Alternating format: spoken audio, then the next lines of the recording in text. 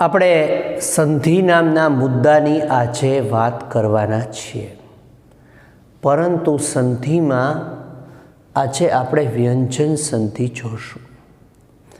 સ્વર સંધિ ઓલરેડી તમે 8th સ્ટાન્ડર્ડથી અમુક વસ્તુઓ, અમુક ઉદાહરણો, અમુક ટોપિક, અમુક વ્યાકરણના મુદ્દાઓ જોયેલા છે.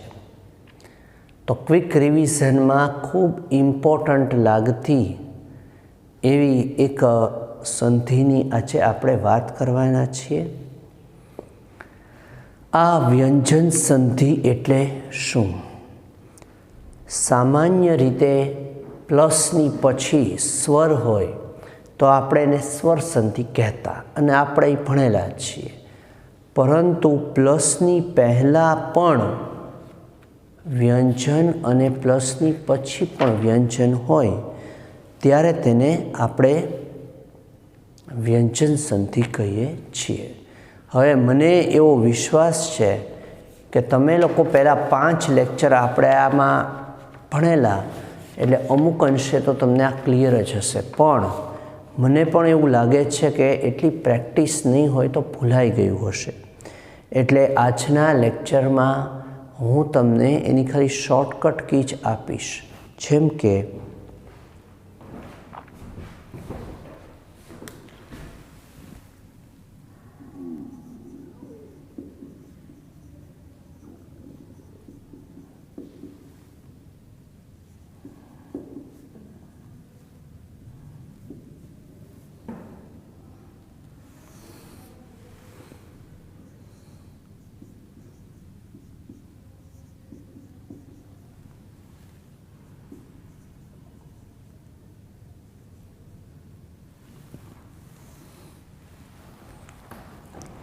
તો આ વિષમ, તમને એક વસ્તુ કહી દઉં કે વ્યંજન સંધિ એ શબ્દ જો આપણે લખશું ને બોર્ડ ઉપર તો તમને અઘરો પડશે, પણ હું તમને સાવ સાદી ભાષામાં આમાં 2 થી 3 બાબતો જ કહી દઉં તો બહુ સહેલી પડશે. જેમ કે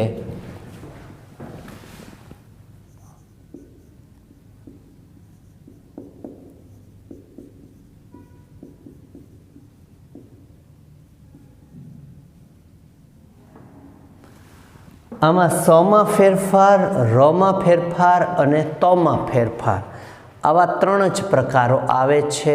એટલે તમારે ખાલી આ જ યાદ રાખવાનું કે આપણે અત્યારે સપરિવર્તન અને ર પરિવર્તનના જ નિયમો જોઈએ છીએ. ટૂંકમાં હજી તમને સરળ કરી દઉં કે ખાલી પ્લસની પહેલાં કે પછી આવો સાદો સ એટલે સસલાનો સ, એમાં જ તમારે ચેન્જ કરવાનું છે. એના જ નિયમો છે. હવે તમને બહુ શોર્ટમાં કહી દઉં કે પ્લસની પહેલાં ઓ કે આ સિવાયનો સ્વર હોય,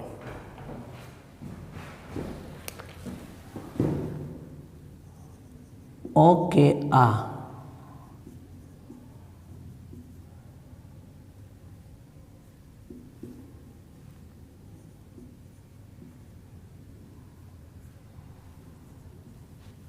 અને પ્લસની પછી સ, ત્યારે સનો શ. આ એકદમ શોર્ટકટ નિયમ છે વિદ્યાર્થીઓ. પ્લસની પહેલાં જ્યારે ઓ કે આ સિવાયનો સ્વર, હવે અહીંયા પ્લસની પહેલાં કયો સ્વર છે? વી, તો લંબાણથી બોલતો વી, તો ઈ રહ્યો. પ્લસની પહેલાં વી અને પ્લસની પછી સ, ત્યારે આ સનો શું થઈ ગયો? શ. તો પ્લસની પહેલાં ઓ કે આ સિવાયનો સ્વર અને પછી આ સ હોય ત્યારે સનો શ કરવાનો. ક્લિયર? હવે આપણે પછીનો નિયમ જોઈએ છીએ. સમજાઈ ગયું ને? એટલામાં હજી એક જો અભિષેક, તો ભી એટલે ઈ, તો અભિષેક લખ્યું હોય તો ત્યાં આગળ અભિષેક એવું કરી નાખવાનું.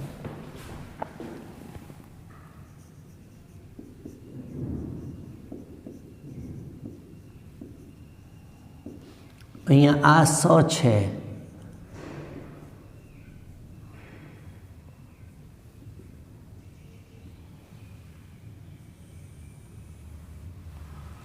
તો આન્સર અભિષેક થઈ જશે।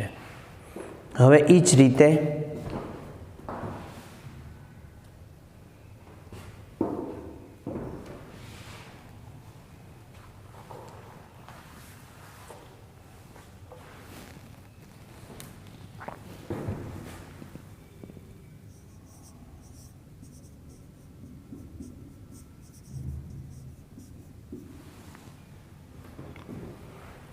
દુશ્ચિંતા। જુઓ, મને ખ્યાલ છે કે તમને કદાચ આમાં થોડા અક્ષરો લાઇટિંગને હિસાબે ક્લિયર નહીં દેખાતા હોય, તો હું 2 વખત બોલતો જઈ।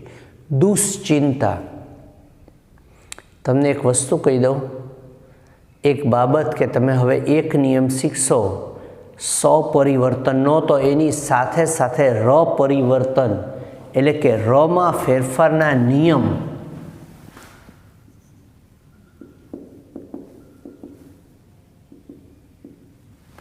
એની મેળે મેળે આવડી જશે। એનું કારણ કહું કે સેમ રૂલ્સ હું તમને એક સાથે ભણાવું છું। એક નિયમ શીખશો એટલે બીજો એની મેળે ડેફિનેટલી આવડી જ જશે। હવે જુઓ, દુશ્ચિંતા।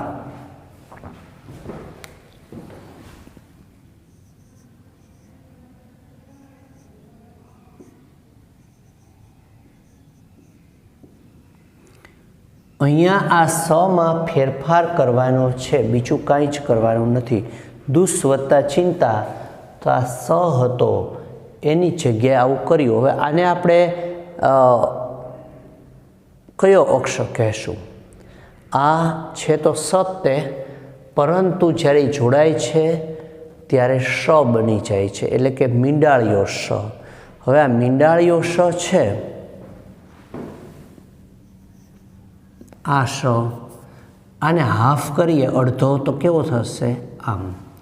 હવે આ હાફ છે એને પણ આની બદલે આમ લખશું તો ઊંધો તો આમ લખાશે, પરંતુ જ્યારે હાફ લખતા હોઈએ ને જોડાણમાં આનો ખ્યાલ નથી રહેતો, એટલે આ શ છે, આ કાઢી નાખ્યો એટલે આમ, અને ઊંધો લખ્યો એટલે આમ, અને આ મીંડું દેખાય નહીં, એટલે આ રીતે અડધો શ લખવાનો છે। હવે તમને એવી જ પ્રકારનો એક બીજું ઉદાહરણ આપું। જુઓ,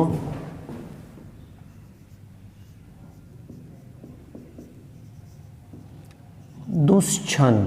તો આ દુ પછી આ શ છે એની જગ્યાએ આમ, અને ઓકે,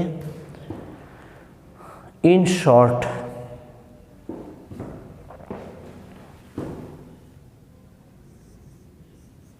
પ્લસ પહેલાં સ। મેં તમને કીધું કે રનો પણ સેમ રૂલ્સ છે।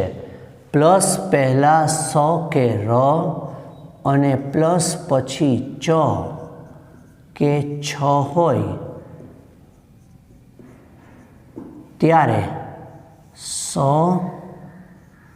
કે ર બંનેની જગ્યાએ આમ આવી નિશાની કરવામાં આવે છે। સાવ શોર્ટકટમાં મેં આ નિયમ લીધો। હવે જુઓ, અહીંયા આગળ પુનર ચ, તો આ એમનો એમ, આ એમનો એમ, આની જગ્યાએ ઊંધા 4 અને ચ। ઓકે, તો આ સાવ શોર્ટકટ। તમને ખ્યાલ છે કે પહેલી વાર જ્યારે આપણે આટલું ભણાયું તો 15 થી 20 મિનિટ, અત્યારે ઈની ઈ બાબત મેં તમને રિપીટ કરી દઉં 5 થી 7 મિનિટ। ઓકે, એટલે ખરેખર બહુ શોર્ટમાં અને એકદમ સ્પીડમાં યાદ રહી જાય એવું આપણે આ ક્વિક રિવિઝન છે, ખાસ આની નોંધ કરતા જજો। હવે આવે છે એકદમ સહેલો નિયમ। મેં તમને કહી રાખ્યું છે કે સ અને ર પરિવર્તનના સેમ રૂલ્સ અત્યારે કોમન છે, હું પહેલાં કરાવું છું।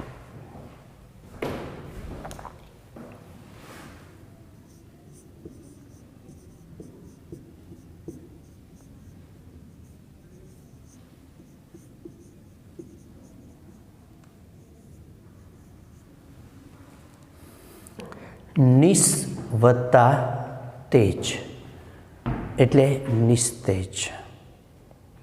સાવ સિમ્પલ નિયમ।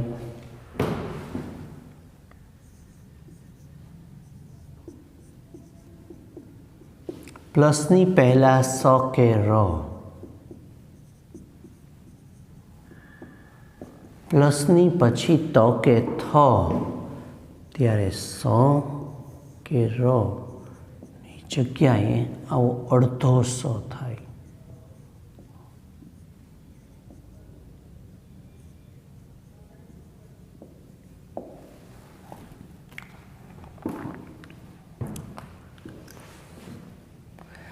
હવે સાવ સિમ્પલ છે, આમાં તો યાદ પણ ન રાખો તો ચાલે કે ત હોય ને ત કે થ ગમે ત્યારે હોય ત્યારે આગળ સસલાનો સજ કરી નાખવાનો.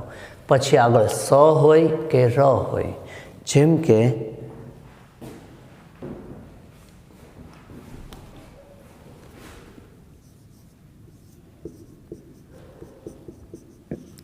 દુસ્તર તો દુસ્તર. હવે આ થઈ ગયા બે સના. હવે હું તમને ર પરિવર્તનનો નિયમ કરાવું છું. અંતર તત્વ,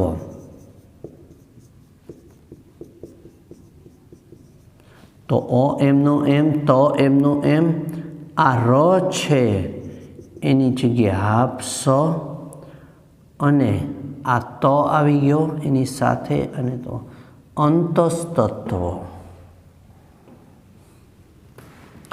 આ જ રીતે બીજા શબ્દો, નિસ્તરંગ, બરાબર, અંતરતાપ તો અંતસ્તાપ વગેરે. હવે એક આગળનો નિયમ જોઈએ. નિરરવ, જો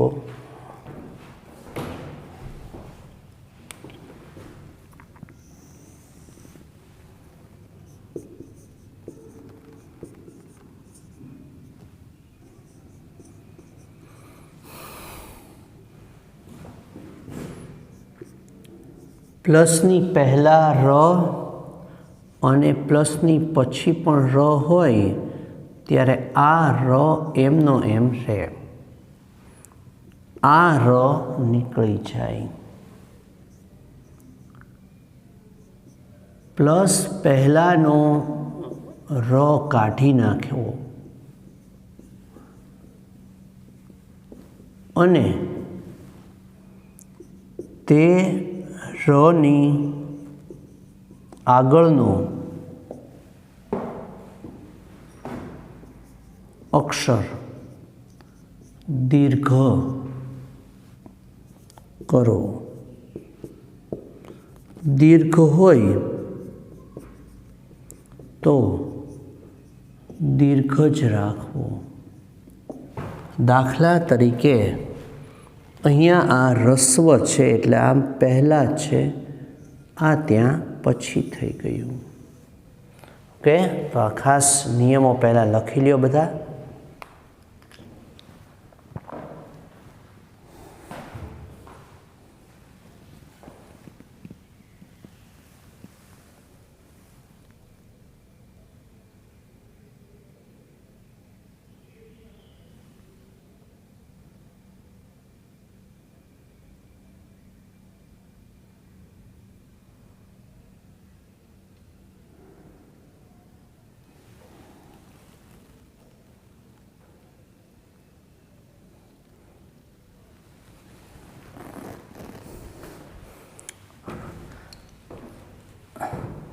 ખાસ મને એવો ખ્યાલ આવ્યો છે કે આ તમને 2-3 શબ્દો નહોતા દેખાતા પહેલાં. મેં તમને કહ્યું હતું કે જ્યારે ન દેખાય તો હું 2 વખત રિપીટ કરીશ. હવે આ નિરરવ તો નીરવ, અંતર તત્વ તો આ એમના એમ 2 અક્ષર, અને આ સ, આ ર છે એનો સ થઈ ગયો. એમને એમ સ્ક્રીનશોટ હવે પાડી લો, હવે ક્લિયર થશે એકદમ. ત્યાર પછી આપણે આગળના મુદ્દા જોઈએ.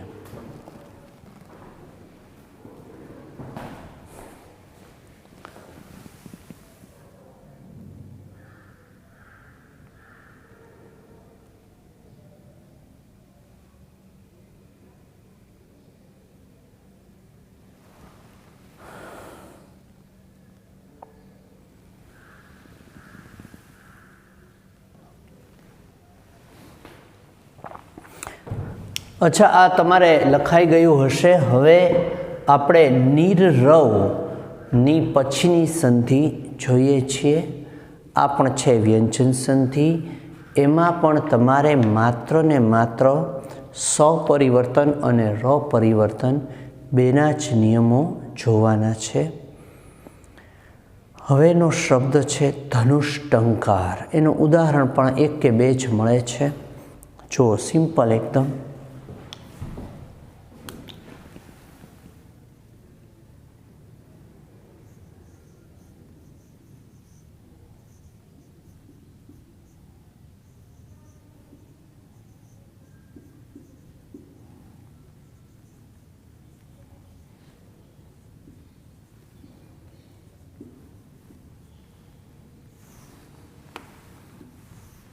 સાવ સાદો નિયમ. પ્લસની પહેલાં સો. આ સપરિવર્તનના જ નિયમ છે, આપણને ખ્યાલ છે. પ્લસની પહેલાં સ અને પ્લસની પછી ટ, ત્યારે આ સની જગ્યાએ કેવો થઈ ગયો? ફાડ્યો સ. સિમ્પલ નિયમ.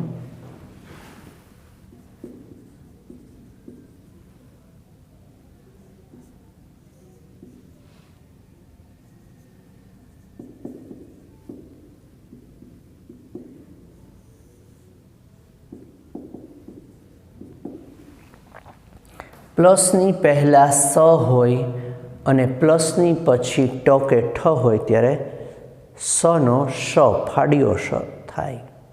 એકદમ સિમ્પલ.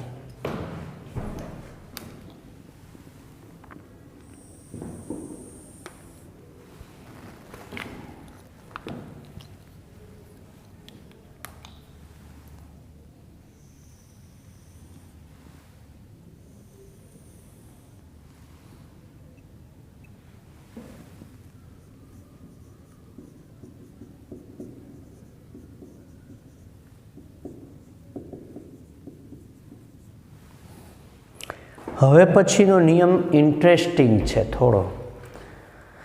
હકીકતમાં એવું હોય કે આ અઘરું આપણને લાગતું હોય, પરંતુ ક્યાંક ક્યાંક આ અઘરા નિયમો છે એને જો ઇન્ટરેસ્ટથી લઈએ તો બહુ જ મજા આવે. હવે ગુજરાતીમાં કેટલા શ છે? તો કે 3. એક શ એટલે આ મીંડાળીઓ શ. જુઓ, અહીંયા આગળ આપણે જોઈએ કે આપણે આ પરિવર્તન કોના કોના થાય છે? સ કે રના. હવે પ્લસની પછી શું હોય? એક તો શ હોય, એક તો શ હોય અને એક હોય સ. આપણે આ એક ફેરફાર જોઈએ છીએ. હજી એક શ છે, એ છે શ્રદ્ધાનો શ.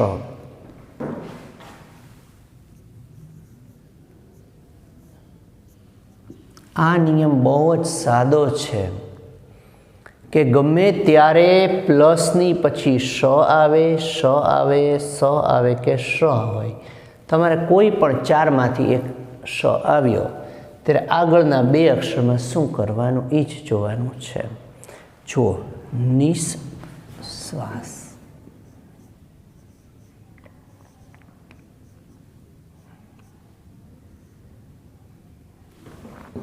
તમે જોતા રહેજો આ નિયમ. આમાં જ તમારે થોડું પાકું કરવું પડે એમ છે. નિશ્વાસ. તો અહીંયા આ શ આવ્યો, મતલબ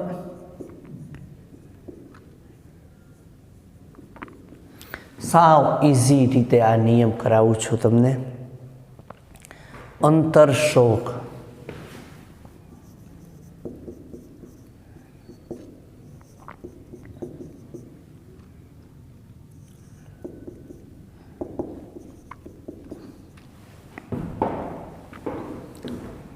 પહેલાં લખો પછી સમજાવો.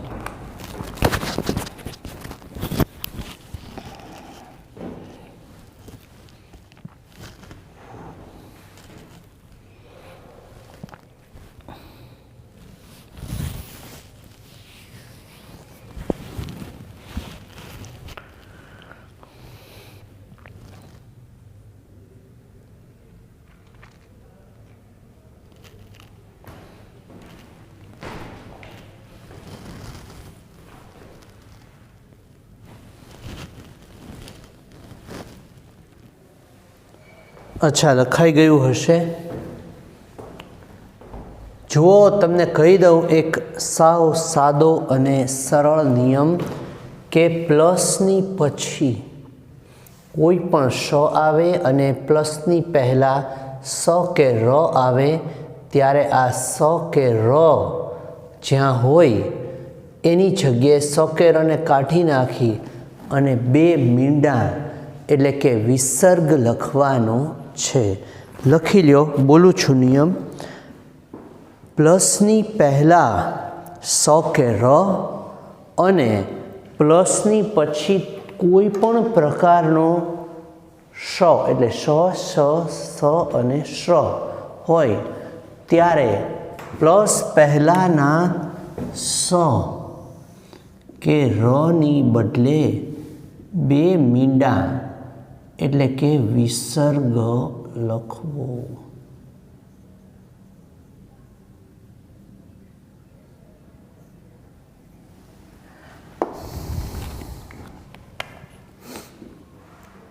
એકદમ સાદો નિયમ હતો.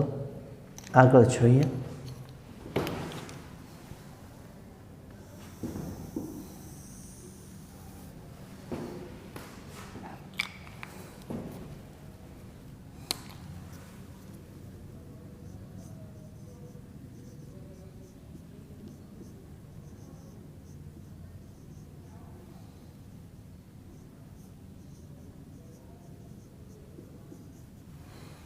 નિષ્કામ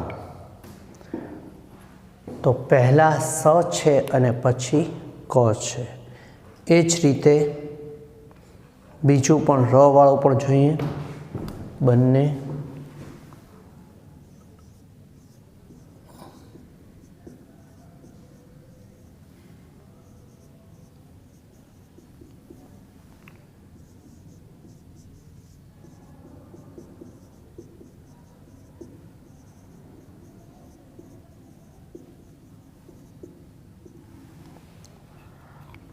જુઓ, રનું પણ સાથે જ લઈ લીધું. ચતુર્ફલક અને ચતુર્પદ બંને લઈ લઈએ આપણે એક સાથે બે.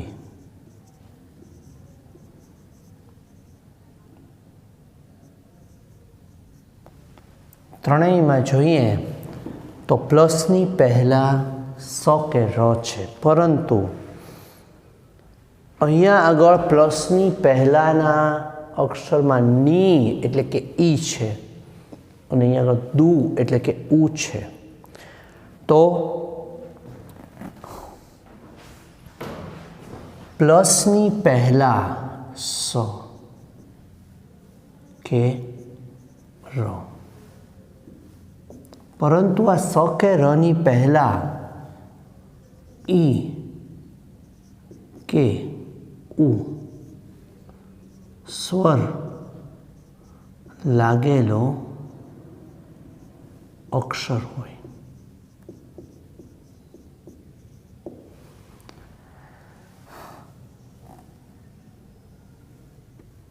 પ્લસની પહેલાં સકેર અને સકેરની પહેલાં ઈ કે ઉ સ્વર લાગેલો અક્ષર હોય. અહીંયા આગળ જુઓ, આ રની આગળ છે તું એટલે ઉ, અહીંયા તું એટલે ઉ, એટલે આ ઉ લાગેલો છે. અને પ્લસની પછી ક ખ પ ફ હોય, ક હોય, ખ હોય. જો અહીંયા ક છે, અહીંયા ક, અહીંયા ફ, અહીંયા પ.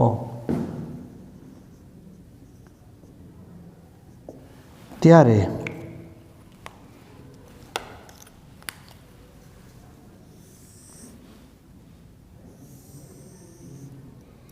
અહીંયા આગળ શ થાય છે.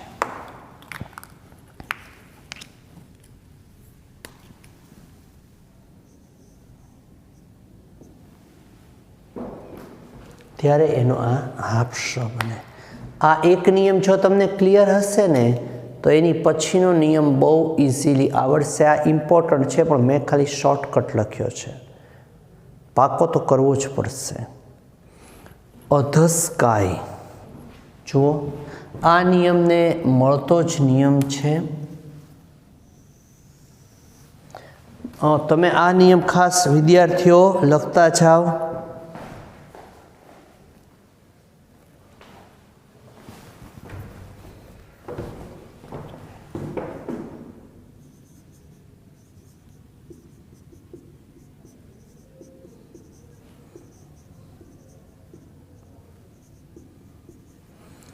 અધસ્કાય એમ લખ્યું છે તો અહીંયા થઈ ગયું અધઃકાય. એ જ રીતે અધસ્પતન.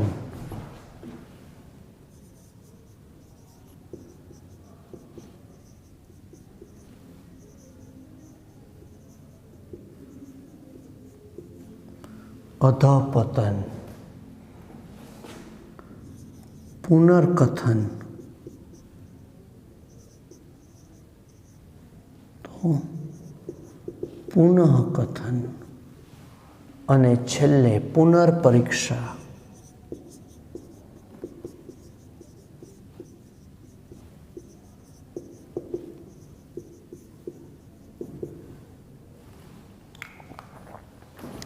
અહીંયા આગળ સેમ તમે જુઓ છો બે બાબતો કે પ્લસની પછી ક ખ પ ફ છે. બધામાં આન્સરમાં વિસર્ગ છે. બધાની પહેલા સ કે ર છે.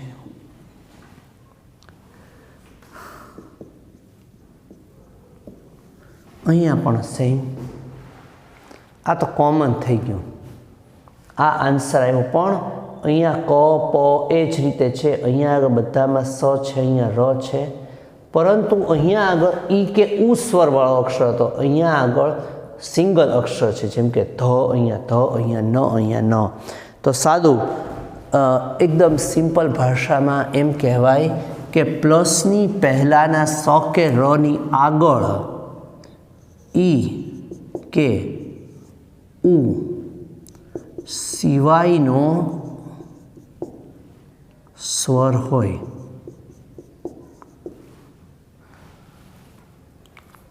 પ્લસની પહેલાં સ કે ર અને સ કે રની આગળ ઈ કે ઉ સિવાયનો સ્વર હોય અને પ્લસની પછી કખ પફ હોય ત્યારે આ સની જગ્યાએ વિસર્ગ, અહીંયા સની જગ્યાએ વિસર્ગ, અહીંયા સની જગ્યાએ વિસર્ગ, અહીંયા રની જગ્યાએ ને અહીંયા રની જગ્યાએ, એટલે કે વિસર્ગ લખાય છે.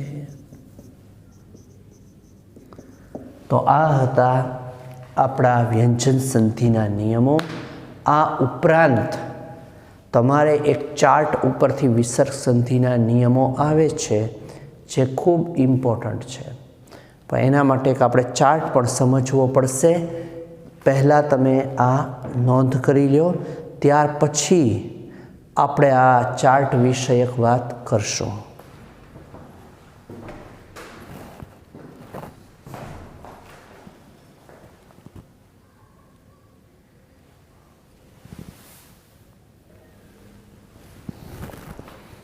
હવે આપણે આ ચાર્ટની શોર્ટકટ આજે મેં બનાવી છે. ફર્સ્ટ ટાઈમ આટલા વર્ષથી ભણાવીએ છીએ એમાં ક્વિક રિવિઝનમાં ફર્સ્ટ ટાઈમ આ સરળ ચાર્ટને કરી નાખ્યો છે. આટલું જ પરીક્ષામાં મૂળભૂત આવતું હોય છે, એટલે રિવિઝનમાં તો જે અગત્યનું હોય એ જ કરીએ. જુઓ, સંધિના નિયમોમાં 10th લેવલે આ ઇમ્પોર્ટન્ટ છે. આ કંઠ્ય એટલે ગળામાંથી બોલાય ક અને ખ. આ અઘોષ છે અને આ ઘોષ છે, ગ અને ઘ અને અંગ. તાલવ્યમાં ચ છ અને એમાં ઘોષમાં છ અને સ, આ અઘોષ. આનું ઉચ્ચારણ થાય છે ય. ત થ અઘોષ, દ ધ ઘોષ અને આ ન. હવે તમને સિમ્પલ કહી દઉં સાવ સરળ ભાષામાં કે આના ક્રમ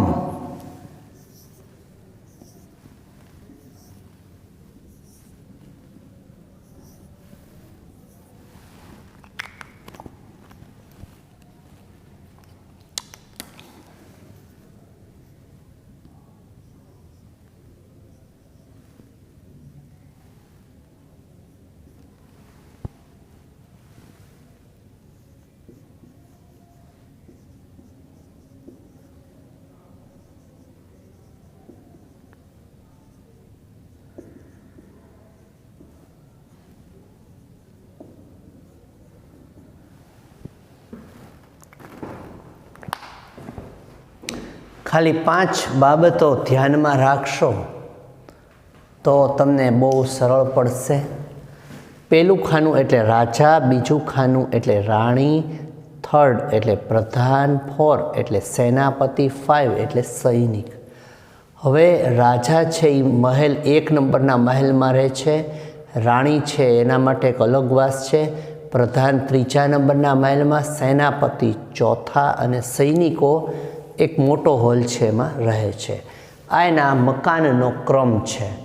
હવે રાજાની રાણી કયા ખાનામાં છે, કયા નંબરના મહેલમાં? તો 2. રાજાના સૈનિકો તો 5.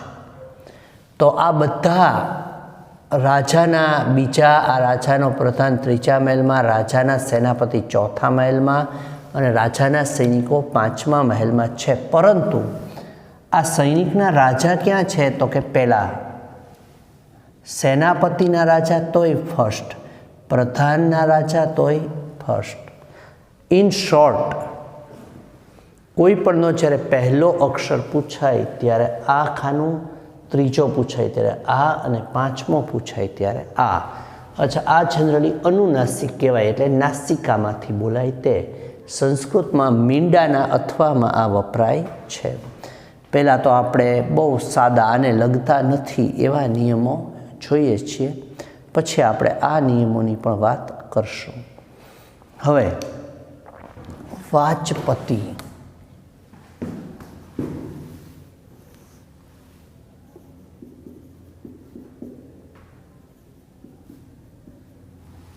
બહુ સરળ આ નિયમ છે, ખૂબ જ સરળ, તરત જ આવડી જશે.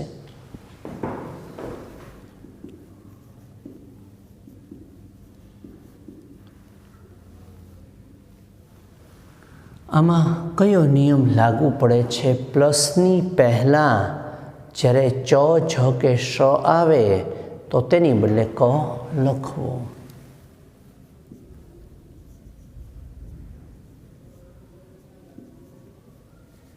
પ્લસની પછી ગમે તે અક્ષર આવે, પરંતુ પછી આ ચ હોય, આ જ હોય કે આ શ હોય, આ બધાની બદલે લખાય ક. સાવ સાદો નિયમ છે.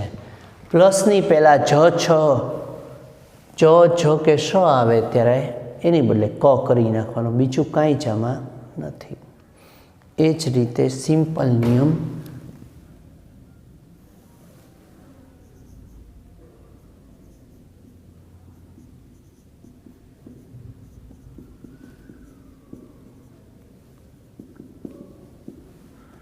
પ્લસની પહેલાં શ આવે ત્યારે આ શ છે એનો ટ થઈ જાય છે.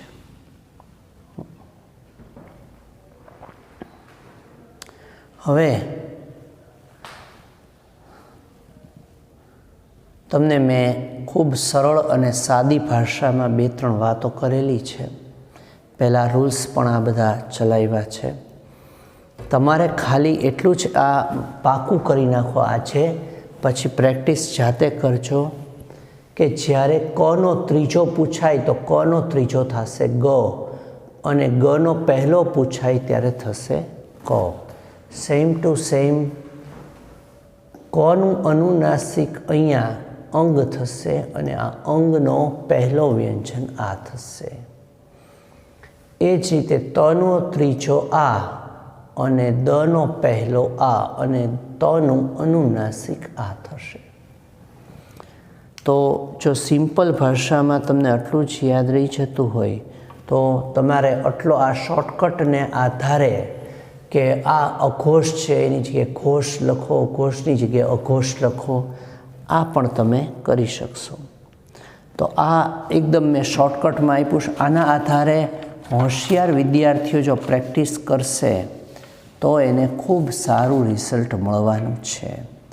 એ જ રીતે મેં તમને માની લો ચિત્ત શક્તિને એવા 2-3 છે, એમાં એકસાથે 3 રૂલ્સ એકસાથે આવે છે. તો તમારા ફરજમાં એ આવશે કે તમારે આખા નિયમ અઘરા યાદ રાખવાને બદલે એ 2 થી 3 એવા શબ્દો જ પાકા કરી નાખવાના છે. આ ઉપરાંત વિજાતીય સંધિના નિયમો. વિજાતીય એટલે તેની સિવાયના. જે અક્ષર આપ્યો હોય એની સિવાયનો અક્ષર એટલે વિજાતીય. જ્યારે એક અક્ષર પછી માન્યો કે ને છે તો ને પછી અ આવ્યો એટલે કે વિજાતીય સ્વર થયો, તો ને વત્તા અ બરાબર નહીં. ને વત્તા અ બરાબર નહીં એટલે ને વત્તા અન હોય તો નયન થાય. એ વિજાતીયના નિયમો છે. જો હું આ પણ તમારે થોડુંક પાકું કરજો.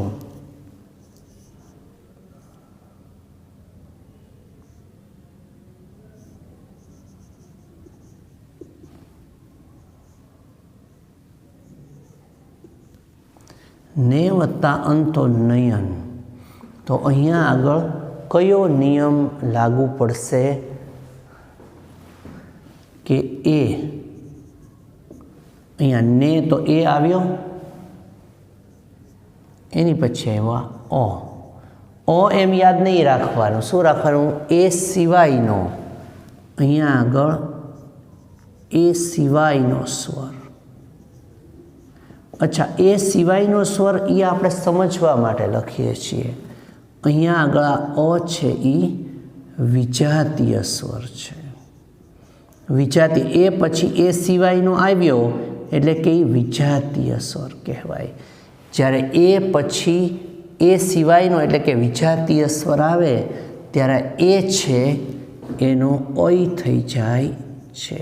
અચ્છા, એનો ઓય થયો તો નેનો શું થશે? જુઓ અહીંયા, ને નો નહીં. તો અહીંયા આગળ ને બરાબર અન હોય તો શું થશે? ને વત્તા ને અને અનો નહીં અને આ એડ કર્યો એટલે નયન આન્સર થયો. સમજાણું? એ જ રીતે ઓય પછી ઓય સિવાયનો સ્વર હોય, ઓય પ્લસ વિજાતીય સ્વર. તો ઓય પછી જ્યારે ઓય સિવાયનો સ્વર હોય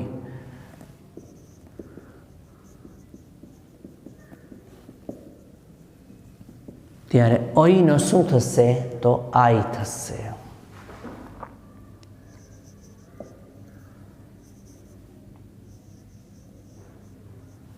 ઓયનો થશે આઈ એટલે કે નહીં વત્તા અક.